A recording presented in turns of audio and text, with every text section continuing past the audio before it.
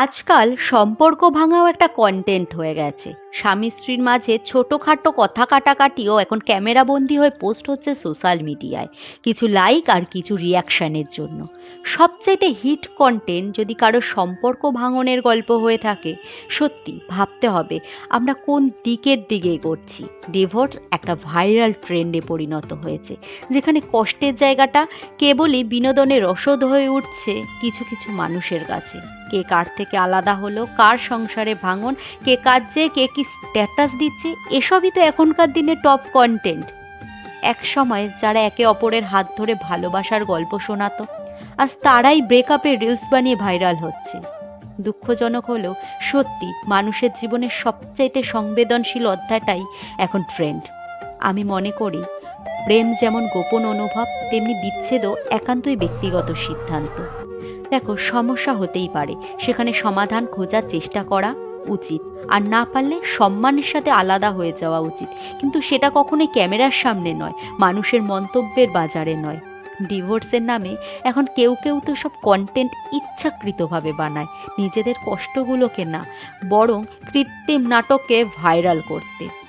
আমি ভাবি, জানো, অফ ক্যামেরা হওয়ার পর আলো যখন নিভে যায়, তাদের ভেতরের শূন্যতা, তাদের বাচ্চার চোখের কান্না কেউ কি দেখে?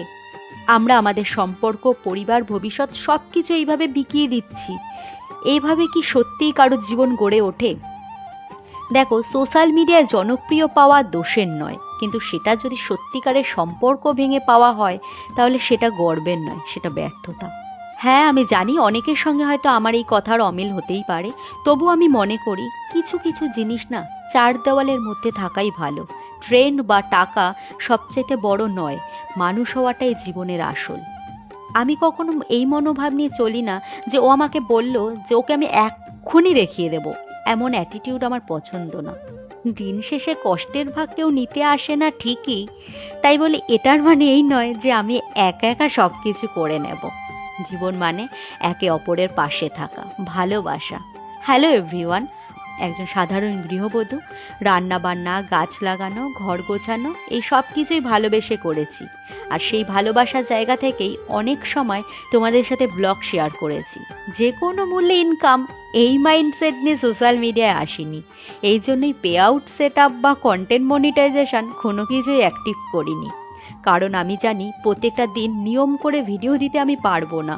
ঘরের দায়িত্ব, শরীরের ক্লান্তি সব মিলিয়ে কখনো মনে হয় ফোনটা নামিয়ে একটু বিশ্রাম নিই।